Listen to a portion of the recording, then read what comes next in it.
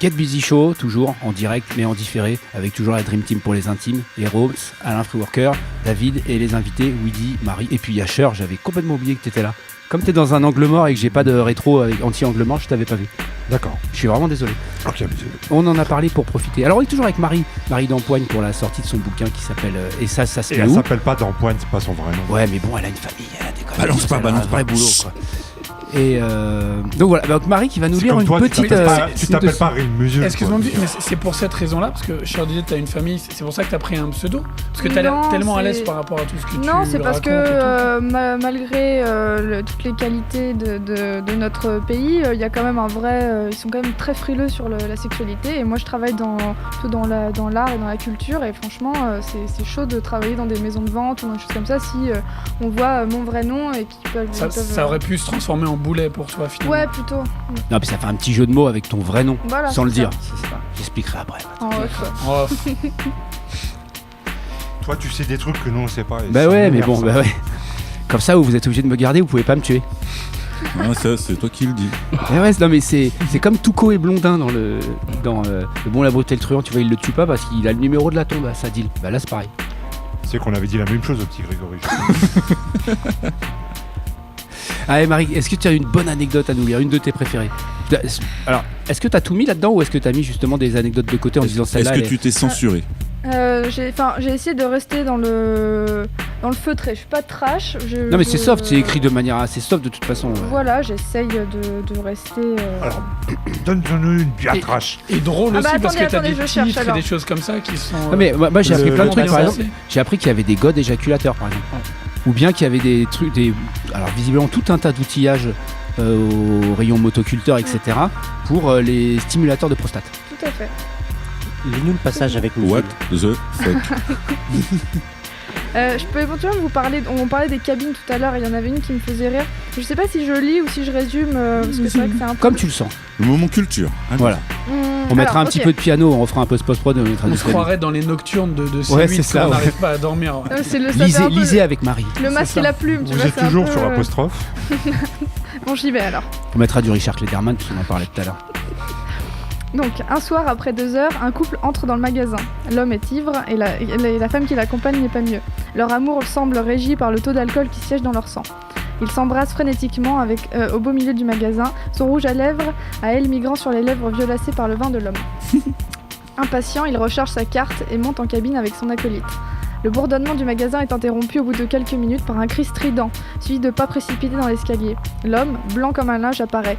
Malgré son ébriété, il semble animé d'une force insoupçonnée pour détaler du magasin en hurlant « Elle a une bite !» Ça sur du Choukwan, c'est pas grave. immortel. C'est déjà arrivé souvent à Putain de Cher. freestyle, en vérité. Bon, c'est une histoire Lyrics of Fury. histoire courante de banlieue. quoi. Quotidien, quoi. Alors même si nous on est un peu les princes de l'underground et on a même le Seigneur des Ténèbres avec Cher, c'est quand même pas un livre de...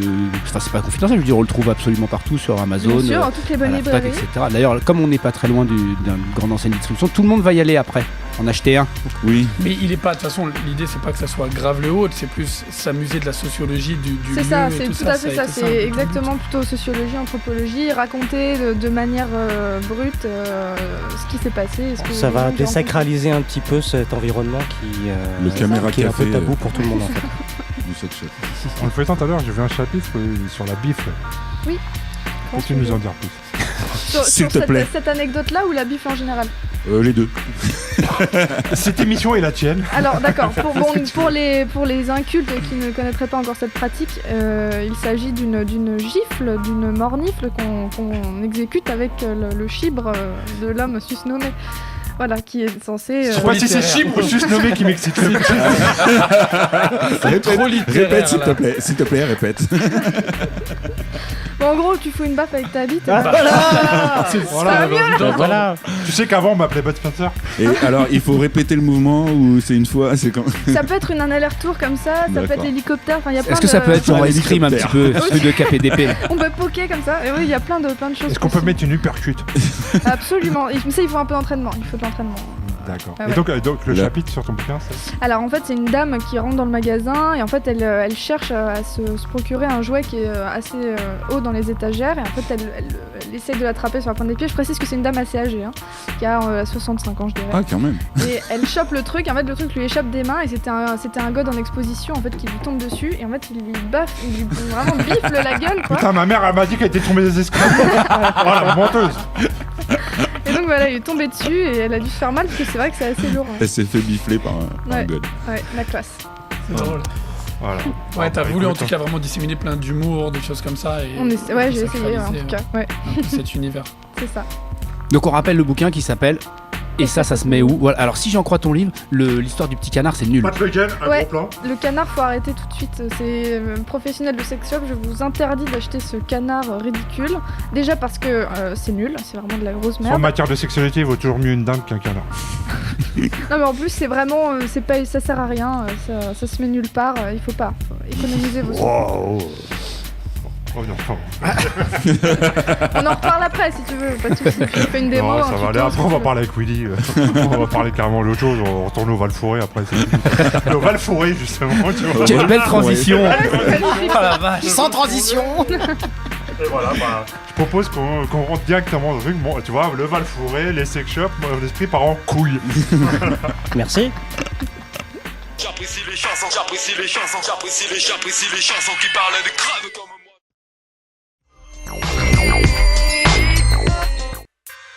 Et voilà, nous revoilà. Nos esprits sont partis en couille. Gros classique quand même. Gros classique d'expression Prendre à directe. César ce qui lui appartient. Et donc, avec nous, on a un quart d'Expressi. Un quart, voilà. On a Papa Woody. Ouais, papy Woody Les maintenant. autres, n'ont pas... les autres sont tellement vieux qu'ils se déplacent plus. Oh, ouais. Ah, même à 18 ans, il se déplaçait pas. déjà. La prochaine fois on ira avec un studio mobile les enregistrer sur place. Bon, en même temps, il y en a, ils habitent toujours à 60 km de Paris. Exactement. Donc, bah, bonjour Woody. Salut. Rebonjour. C'était bon, hein.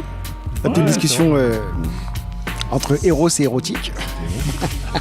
Donc, quelle est l'actualité de Robert? Déjà, revenons à l'historique de. Ah ouais, parce que là, si tu parles de l'actualité, on peut Ah, s'en oui. aller tout de suite. Non, là, il y a une petite discussion hors antenne sur l'impact qu'a eu quand Expressi est apparu dans le paysage du rap français. Ouais, Et qu'il y avait un côté qui tranchait avec ce qui existait déjà, ce qui Ouais. se faisait à droite à gauche.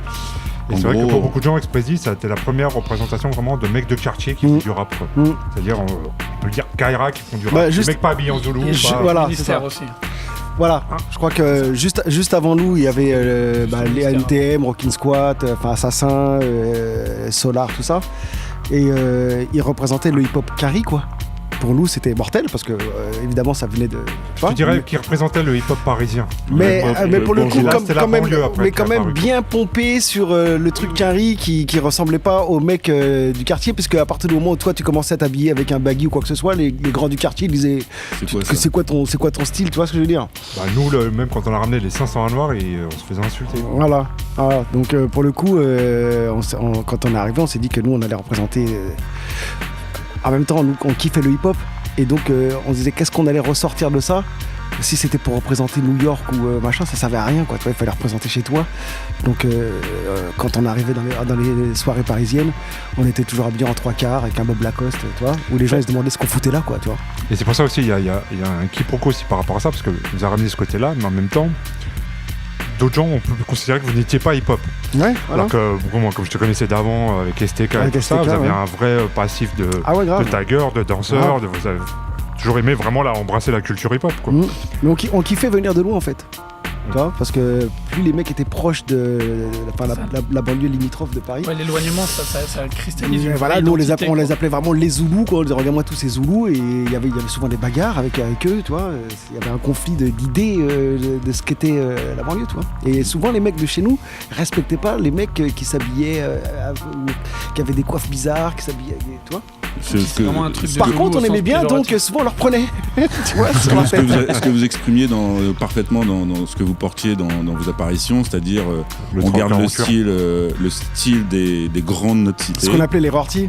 Mais on rajoute un petit Kangol ou quelque chose, une paire de Casal qui montre que bon ben voilà, on sait ce qu'on fait. C'était pas trop à l'époque. Hein. Ils avaient pas de traits. Moi je me rappelle que les années STK, il y avait Kangol, il y avait. Ils arrivaient sans les traits enfin à l'époque, hein, c'était à la mode, les traits dans les cheveux.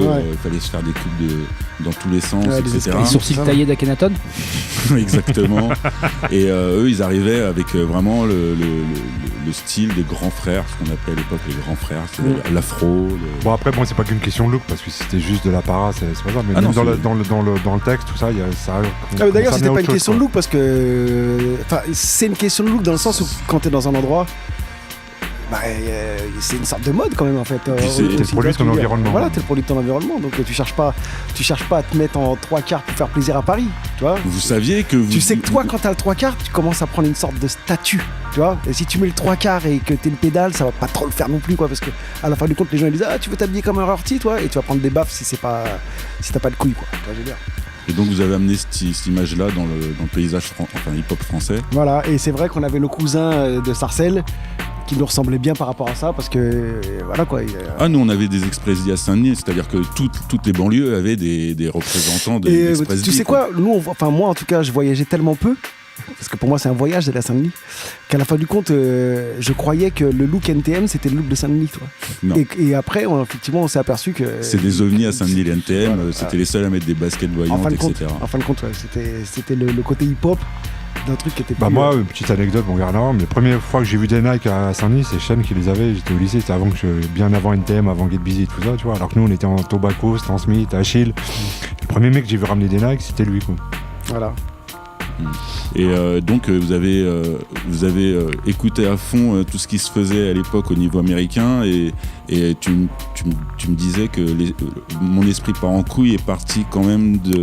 Alors déjà on avait Tintin qui était bon en anglais, tu vois, et quand nous on écoutait les morceaux, la seule chose qu'on écoutait c'était du flow, de l'énergie. Bon, de temps en temps, c'était. Bon, en anglais, ça veut dire qu'il a la moyenne au BEPC. Lui, il a été jusqu'en doc d'économie, donc ça va pour lui. Bien. Mais le truc, c'est que moi, par exemple, je faisais de l'allemand, tu vois. Donc quand j'ai fait de l'anglais, c'était en 83, 84. Et c'était pour avoir de l'autorité quand il prenait les kangourous aux gens. Il leur parlait en allemand. Non, c'est parce qu'il y avait des mecs qui venaient faire du foot. D'où le 3/4 cuir aussi après. Il y a le 3 cuir de la Wehrmacht. Il y avait des mecs qui roulaient en sidecar aussi. Il y avait des mecs qui venaient faire du foot. En fait, t'avais un 3/4 en cuir de Waffen-SS. Il y avait des mecs qui venaient faire du foot chez nous et qui parlaient allemand. Donc j'avais envie de parler avec eux, j'ai appris l'allemand. C'était con. Et en fin de compte, quand j'ai fait de l'anglais, c'est devenu très facile pour moi. Et j'ai un pote qui m'a donné le 45 tours de The Message. Le son, je le trouvais... En allemand. J'allais C'était Blitzkrieg, le titre. Das Message. Das Message. Et déjà, je kiffais le son.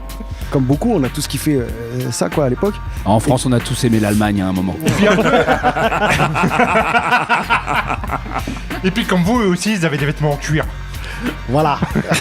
Toi, t'avais 3 gars en cuir, mais les mecs, il avait un pantalon en cuir. Un pantalon en cuir, des bracelets, des. Marie, les vestes et les pantalons en cuir, c'est un peu bizarre, non? Des trucs de sex shop. Ça disparaît en même temps. Je trouve qu'il y a une concordance dans ces émissions à tous les niveaux. C'est déroutant, mais comme moustache à fond. Ah ouais, et donc voilà quoi.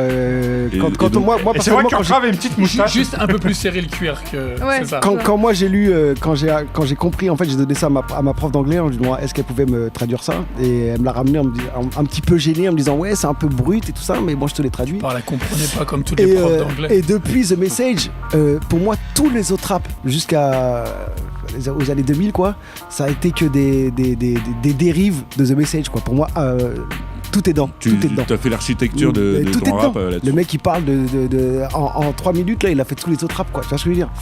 Donc moi j'ai kiffé ça, et puis la plupart des mecs qui kiffaient le rap ils kiffaient ça, tu vois.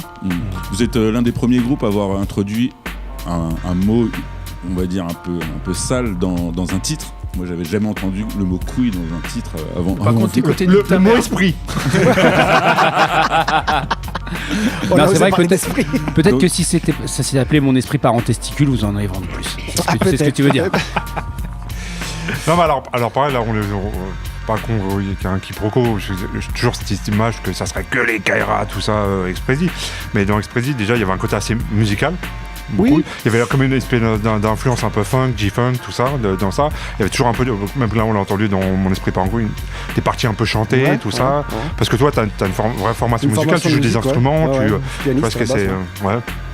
Ouais, parce qu'en fin de compte, ça souvent, Parce que par exemple, Kurtra, il joue que du triangle. et les bongos aussi. Et du darbuka. Mais le truc, c'est ça, c'est que moi, je sors du conservatoire. Et Tu parles allemand, tu sors du conservatoire. T'es juste Mais en train de t'es noir défoncer le mythe express déjà au final. non, parce qu'en fin de compte, On l'appelle Woody Beethoven. tu sais quoi, on l'a beaucoup dit qu'à Mantes, il y avait Mantes et les plateaux, et que les plateaux, c'était que des résidences pavillonnaires, et moi, je viens d'une résidence pavillonnaire. D'accord. Et effectivement, j'ai eu accès au conservatoire, j'ai fait de l'allemand, bon, voilà. Tu vois, c'est tout. Et c'est Alors que les on autres, ils ont fait box taille. Bon, et normal, on aimait la funk. Contre les réverbères. Donc ce qui fait que moi j'ai un cousin qui venait de Radio 7, qui avait travaillé avec Sydney et tout ça, qui me ramenait toujours tous les imports et compagnie. Donc moi à la base c'était de la musique que je voulais mettre dans le rap, quoi, tu vois. On a commencé à penser sample plus tard en fait, tu vois. Mais à la base on voulait faire des accords de funk, tu vois, c'était surtout ça qui nous animait, quoi, tu vois. Et c'est ce qui a fait la différence avec les autres, puisqu'on est arrivé tout de suite avec... Ce qui rapporte votre touche beaucoup plus musicale Beaucoup et plus musicale ouest, que- enfin, voilà, côté exactement. ouest. Voilà, on nous a appelés Ouest, alors qu'en fait on n'était pas plus Ouest que ça à l'époque. Ah, Mais vous par étiez contre, quand même la côte ouest de Paris. Ah, on était à la côte ouest des En Panamas. bordure de Normandie. Votre production était Ça sent beaucoup l'ouest. plus artisanale. Voilà, ok. plus musical, et effectivement dans ce cas-là on se rejoignait avec des gars comme Dre et compagnie, puisque eux ils mettaient Ils jouent. ouais, voilà. Dre qui venait des Mureaux. Qui est le cousin de Woody. Dr Dre le vrai. Bah, je propose qu'on s'écoute un autre classique de Express D. Ouais, mais sans gros mots cette fois alors. Non, là c'est c'est un projet professionnel. Qui